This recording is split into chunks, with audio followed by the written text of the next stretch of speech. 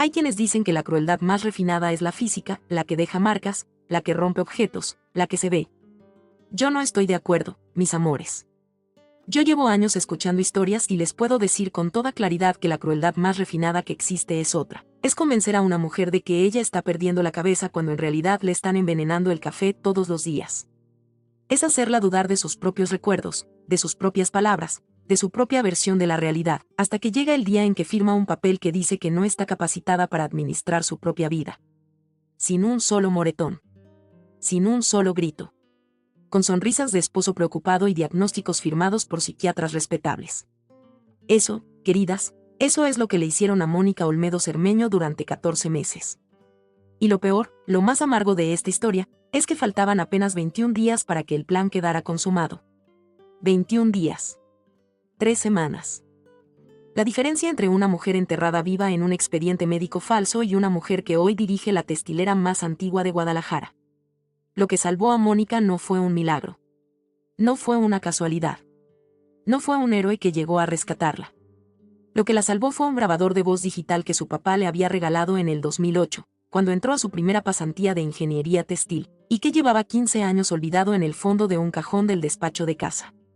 Mónica Olmedo Cermeño tenía 37 años, una licenciatura en ingeniería textil por el ITESO, 11 años de casada con Leonardo Cepeda Iriarte, y una empresa familiar que valía 680 millones de pesos. Textiles Olmedo Hermanos, fundada por su abuelo en 1961, era la tercera textilera más antigua del estado de Jalisco. Cuando los papás de Mónica murieron, el papá de un infarto en 2019, la mamá de cáncer en 2022, Mónica heredó el 62% del paquete accionario. El resto quedó repartido entre primos lejanos y su tío materno, el licenciado Herminio Covarrubias Reynoso, que le había enseñado desde niña que el patrimonio familiar se protege con papeles, mi Monís. Siempre con papeles. Mónica conoció a Leonardo Cepeda en 2013, en una cena de caridad de la Universidad Panamericana. Leonardo tenía 30 años entonces, era guapo de una manera cuidadosamente preparada, venía de una familia clase media venida a más, y dijo que era ejecutivo de marketing en una transnacional. Mónica se enamoró rápido. Se casaron 9 meses después, boda íntima en la hacienda familiar de San Miguel el Alto. El papá de Mónica, que siempre había tenido buen olfato para las personas, le dijo a Leonardo antes de la boda, en el jardín de la casa de Colinas de San Javier: Leonardo, a esta niña yo la cuido más que a la empresa. Quiérela bien, que yo aquí estoy. Leonardo sonrió. Abrazó al suegro. Dijo que por supuesto. Lo que el papá de Mónica no sabía, queridas, era que Leonardo Cepeda tenía un pasado muy específico que nunca le contó a nadie. Leonardo no había empezado en marketing. Leonardo había estudiado psicología en la UNIVA de Guadalajara y la había abandonado a un semestre de titularse. Y en esos años de universidad, en su último año, había tenido una relación amorosa con un compañero de generación llamado Fidencio Barragán Pérez de la Garza. Una relación que los dos habían mantenido, con pausas, con discreciones, con mentiras a familias, durante los siguientes 15 años. Incluso después del matrimonio de Leonardo con Mónica. Incluso durante toda la vida de casados. Incluso el día de la boda, cuando Fidencio apareció entre los invitados como compañero de generación de Leonardo, y se tomó una copa de champán con la novia sin que a ella le cruzara ni una sospecha. Mientras Leonardo se casaba con Mónica por conveniencia social y patrimonial, Fidencio Barragán terminó su licenciatura, hizo maestría en psiquiatría, estableció consultorio propio en Chapalita, publicó 2 libros de divulgación, y se construyó una reputación sólida en Guadalajara como el mejor psiquiatra de Jalisco. Una reputación cultivada cuidadosamente durante más de una década. Porque el plan, mis amores, el plan que los dos habían ido perfilando entre sábanas y vinos, a lo largo de los años, requería que Fidencio fuera alguien creíble. Alguien cuyo diagnóstico nadie cuestionara. Alguien a quien todos los jueces, los notarios y los tribunales de Jalisco respetaran. Porque el plan era uno solo: dopar lentamente a Mónica, documentar un trastorno mental inventado, conseguirle una declaración de incapacidad legal, firmar una procuración completa a nombre de Leonardo, transferir el control de Textiles Olmedo Hermanos, liquidar activos, y marcharse los dos a Suiza antes de que terminara el año. Había incluso una casa comprada. En un cantón pequeño cerca de Lugano. A nombre de una sociedad controlada por un abogado en Panamá.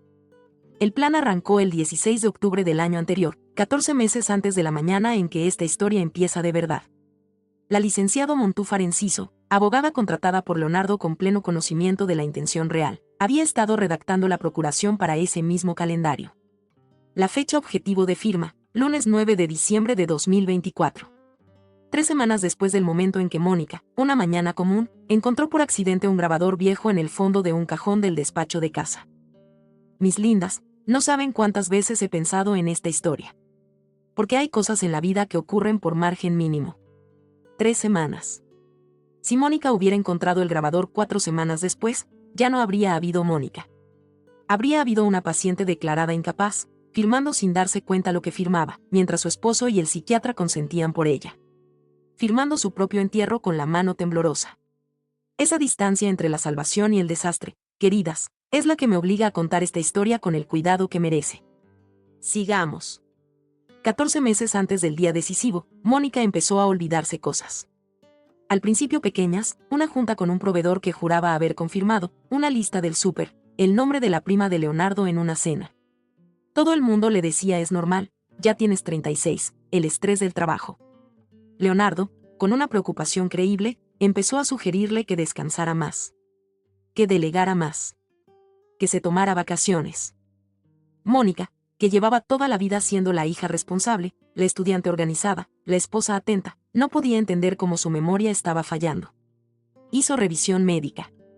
Análisis completos. Todo salió normal.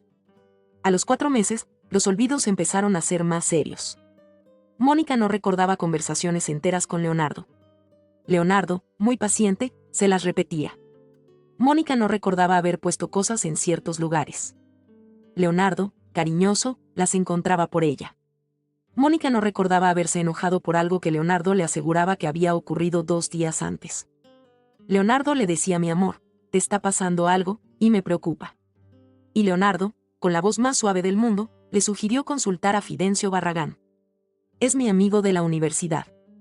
El mejor psiquiatra de Guadalajara. Yo le hablo. Mónica aceptó.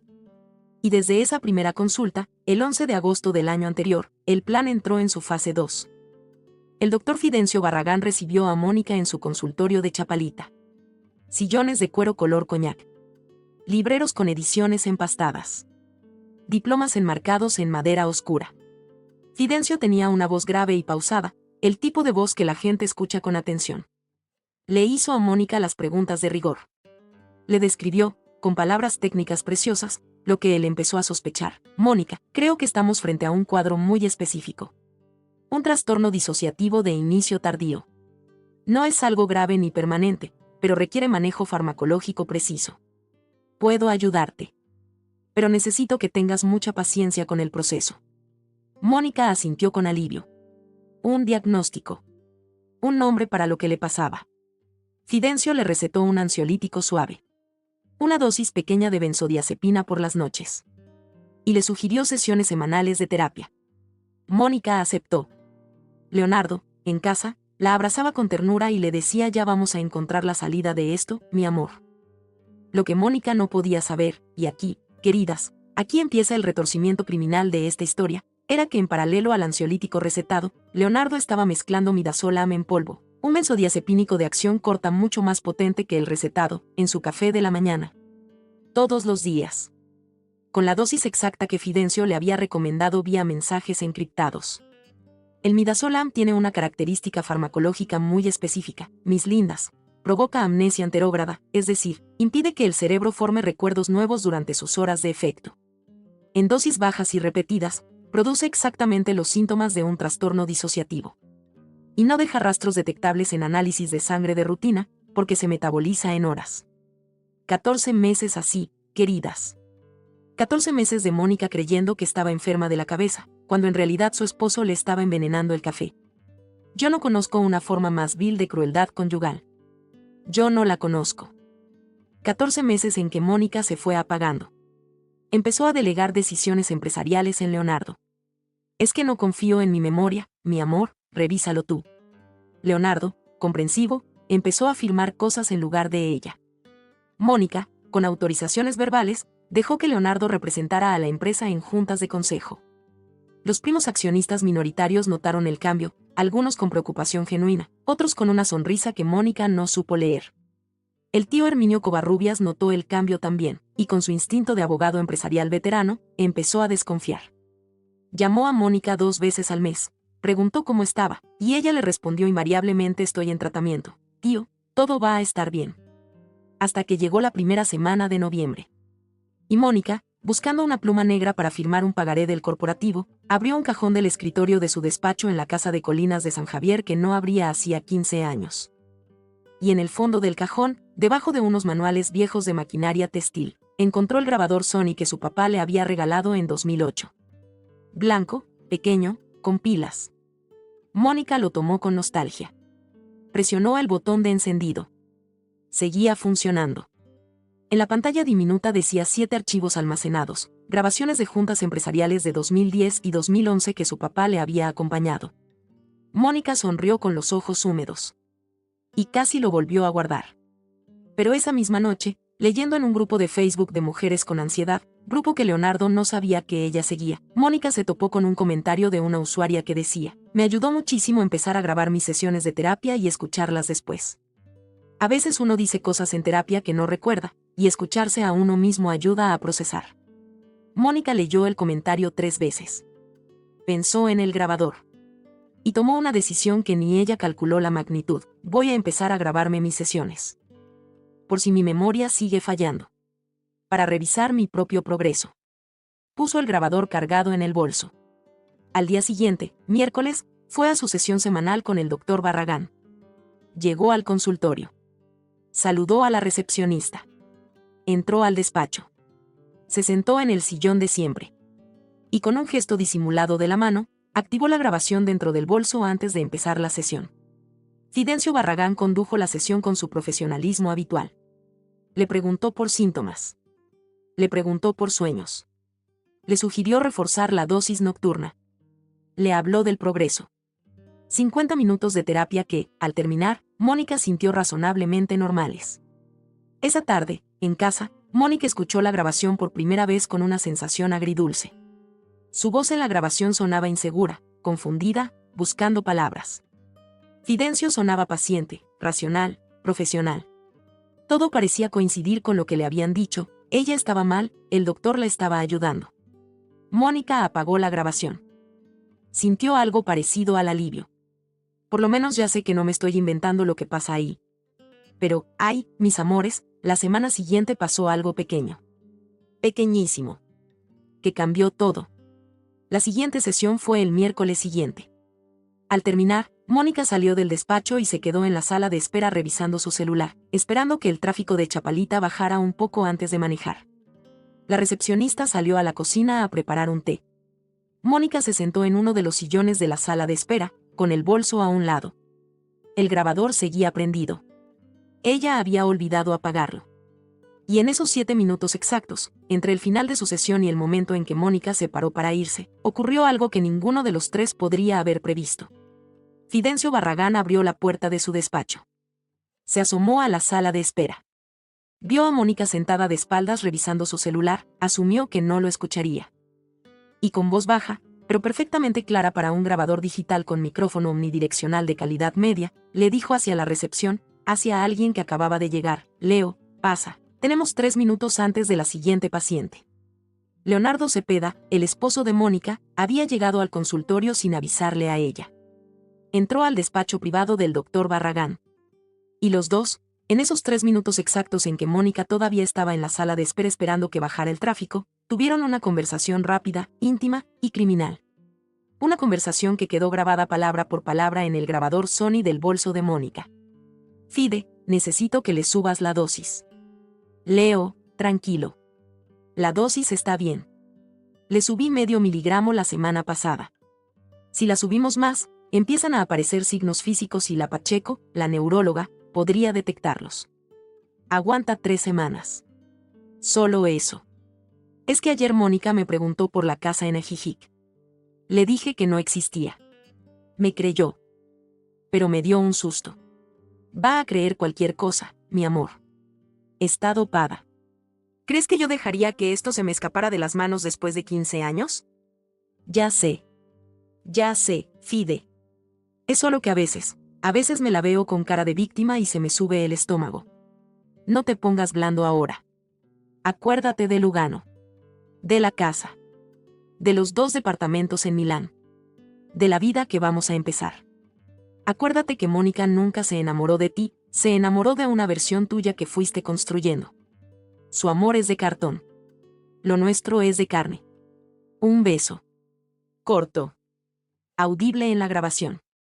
Te amo, Fide. Y yo a ti, Leo. Pero ahora corre, ella sigue afuera. Salgamos a la sala separados. Yo primero, como si fuera a la otra consulta. Tú te quedas un minuto y sales por la puerta lateral. Y después, la puerta abriéndose, la voz profesional del doctor Barragán diciendo: Mónica, buen día, gracias por venir hoy, recuerda tomar el medicamento puntual, mientras la despedía desde el umbral como si nada. Y Mónica respondiendo con esa voz suya todavía dopada: gracias, doctor. Hasta el miércoles. Todo grabado. Todo. 14 segundos clave que Mónica escucharía esa noche, en su casa de Colinas de San Javier, mientras Leonardo dormía a su lado con la tranquilidad del criminal profesional. Mis amores, yo cuando imagino esa escena se me aprieta el pecho. Imagínense ustedes a Mónica esa noche, a las 12:20 y tantos, acostada en su propia cama, con los auriculares puestos, escuchando por primera vez la voz de su propio marido besando al psiquiatra que supuestamente la cuidaba. Escuchando las palabras: está dopada. Escuchando la frase: su amor es de cartón, lo nuestro es de carne. Escuchando la casa en Ajijic, una casa de la que su marido le había jurado, 2 días antes, que no existía. 14 meses de sentirse loca. 14 meses de pedir perdón por no recordar. 14 meses de aceptar medicamentos, diagnósticos, ajustes de dosis. Y ahí, en 14 segundos de grabación accidental, la realidad entera se había invertido. Mónica Olmedo no estaba loca. Nunca lo había estado. Los enfermos eran los otros 2. Mónica no lloró esa noche. Ni esa mañana. No despertó a Leonardo. No tiró el café por el fregadero. No llamó a la policía. No se paró de la cama gritando. Porque Mónica Olmedo era una ingeniera textil con 11 años de experiencia ejecutiva en una empresa familiar con 680 millones de pesos en activos. Y las ingenieras, queridas, las ingenieras hacen algo muy específico cuando encuentran un error catastrófico en un sistema: no apagan el sistema de golpe. Lo documentan. Lo aíslan. Y cuando tienen la evidencia completa, lo desactivan de manera controlada, minimizando el daño colateral. Esa noche, mientras Leonardo dormía, Mónica hizo algo que sus papás le habían enseñado desde niña. Abrió su laptop en modo privado. Respaldó la grabación a 3 ubicaciones diferentes: un disco duro externo, una nube cifrada personal, y una carpeta compartida con su tío Herminio con permiso de lectura para él y contraseña separada. Y a la 1:43 de la madrugada, le escribió al tío un mensaje por señal, aplicación cifrada, de una sola línea: tío, necesito que mañana a las 8 tengas 45 minutos libres. Es urgente. Y es legal. No uses tu teléfono corporativo. El tío Herminio, que llevaba 14 meses preocupado y ya había aprendido a leer entre líneas, respondió 2 minutos después: a las 8 en mi despacho. Tráete todo lo que tengas. A la mañana siguiente, Mónica tiró el café sin que Leonardo la viera. Le dijo que iba a una revisión médica rutinaria. Salió a las 7:30, manejó hasta el despacho del tío en el centro de Guadalajara, y en 45 minutos le expuso, con la grabación reproducida a volumen alto en las bocinas del despacho, toda la situación. El tío Herminio, que llevaba 35 años en derecho empresarial y había visto de todo, se quedó en silencio 3 minutos después de terminar la grabación. Después levantó el teléfono. Marcó a la doctora Florencia Pacheco, neuróloga del Hospital de Especialidades del Occidente y antigua colega de la mamá de Mónica. Le dijo: Florencia, soy Covarrubias. Necesito un favor grande, confidencial y urgente. Con toxicología incluida. Hoy. 3 horas después, en un laboratorio privado con total confidencialidad, Mónica se hacía estudios de sangre, orina, cabello y uñas con búsqueda específica de benzodiazepínicos. Perfil toxicológico completo. La doctora Pacheco le explicó: Mónica, si hay midazolam en dosis sostenidas, aparecerá en cabello. Las benzodiazepinas se acumulan en el tallo capilar durante meses. Mónica siguió su vida normal durante una semana entera después de esa consulta.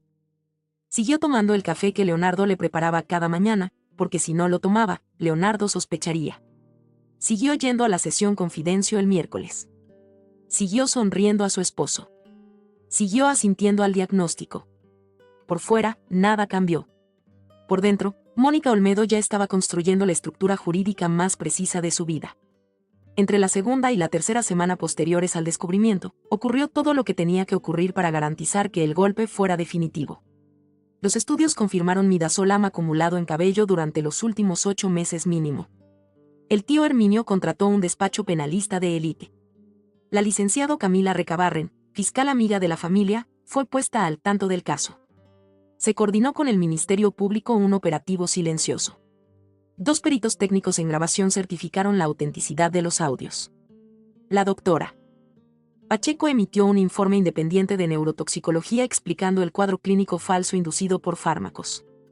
El licenciado Covarrubias solicitó copia del expediente clínico de Mónica ante Fidencio Barragán, y el perito forense clínico encontró inconsistencias graves entre los síntomas documentados por Fidencio y los resultados reales de exámenes neurológicos previos de Mónica desde hacía 5 años.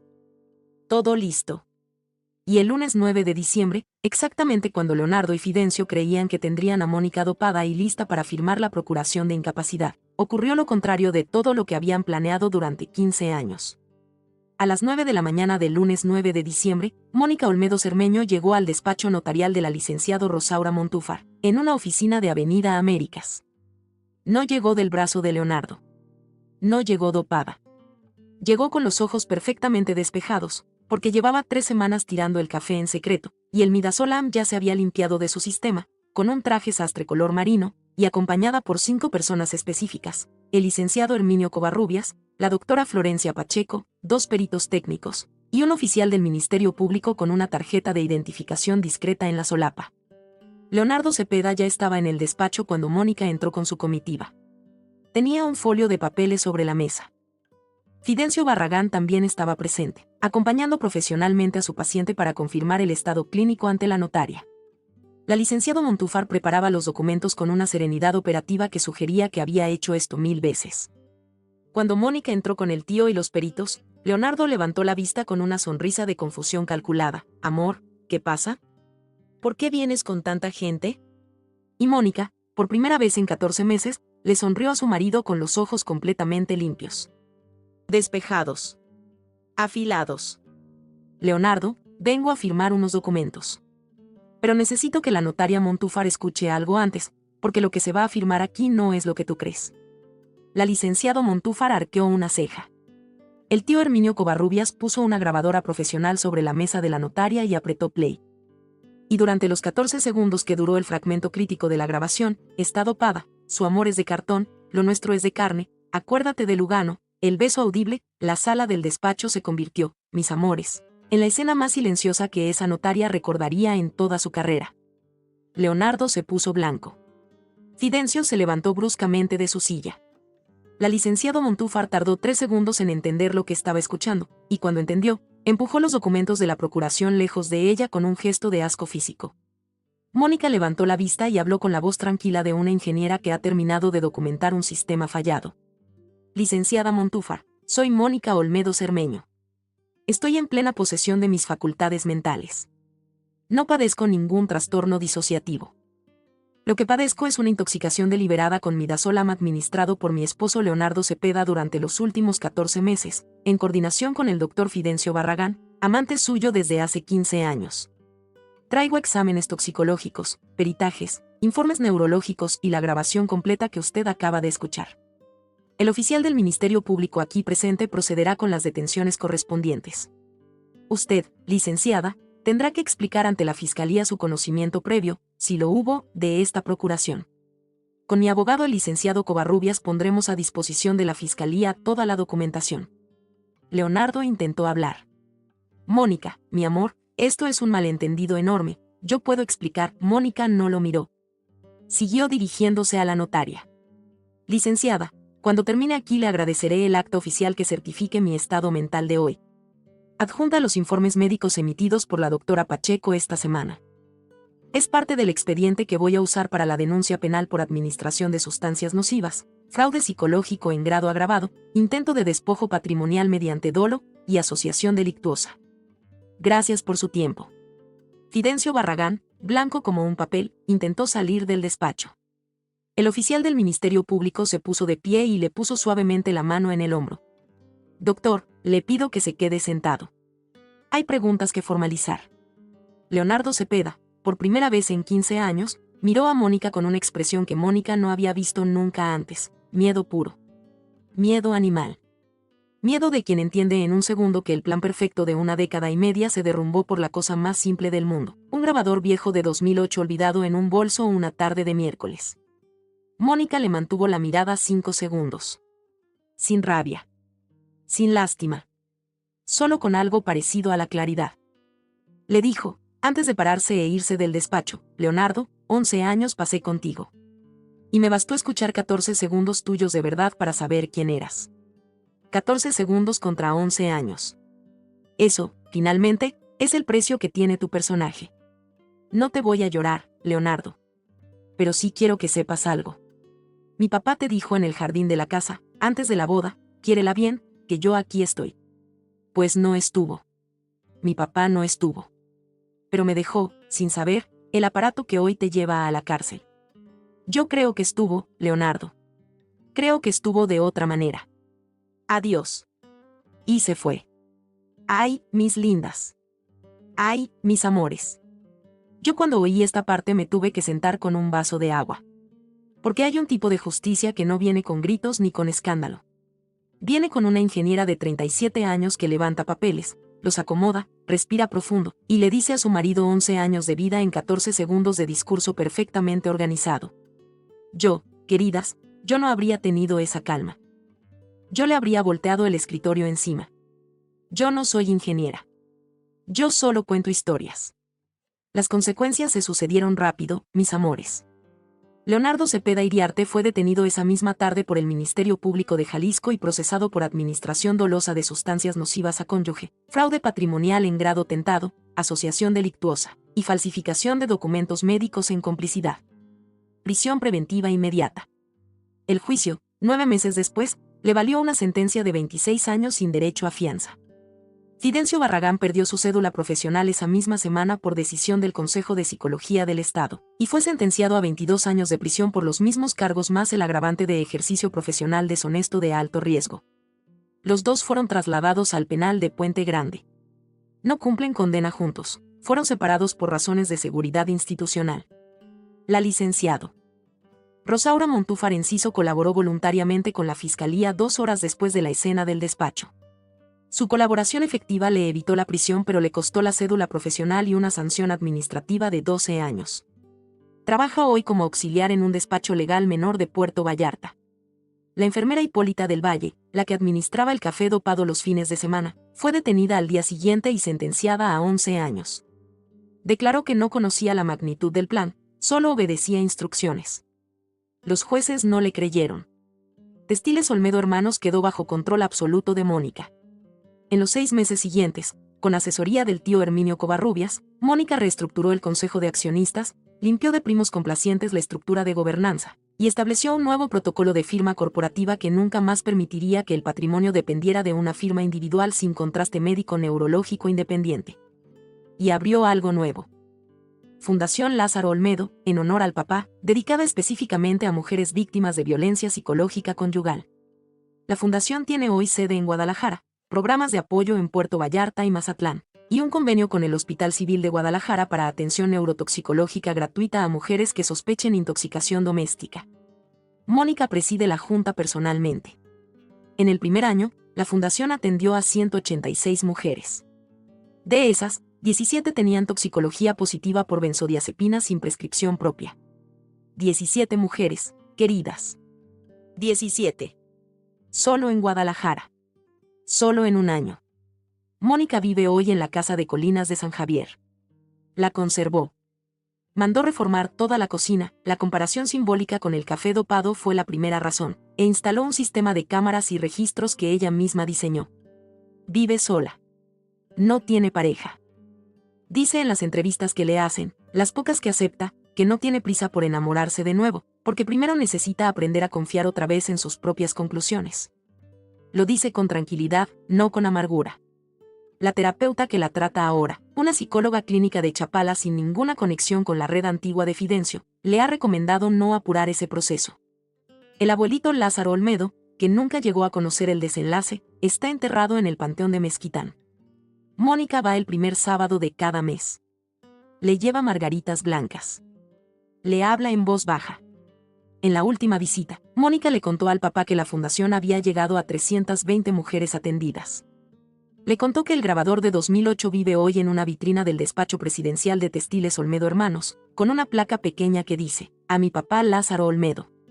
Por el regalo más útil que me dio en vida, sin saberlo. Mónica no ha vuelto a tomar café de otra persona.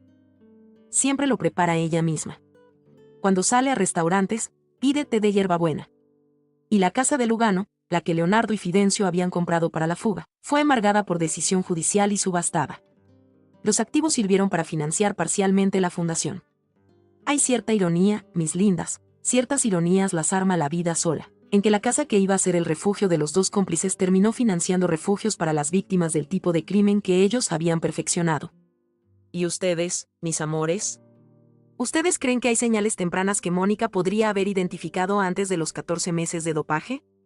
¿O creen que la manipulación fue tan sofisticada que era imposible detectarla sin un factor externo como el grabador olvidado? ¿Conocen a alguna mujer que esté viviendo algo similar? Una intuición que nadie valida, diagnósticos que no terminan de cuadrar, un marido excesivamente comprensivo con síntomas que nadie le ve. Cuéntenme abajo, queridas. Quiero leerlas a todas. Y si esta historia les llegó al corazón, si sintieron lo que yo sentí cuando Mónica escuchó por primera vez esos 14 segundos definitivos, ya saben qué hacer. Suscríbanse. Porque mañana les traigo una historia donde otra mujer descubre que lo que ella creyó durante toda su vida era mentira, pero de una manera completamente distinta a la de Mónica, y quizás más impactante. Nos vemos pronto, mis amores.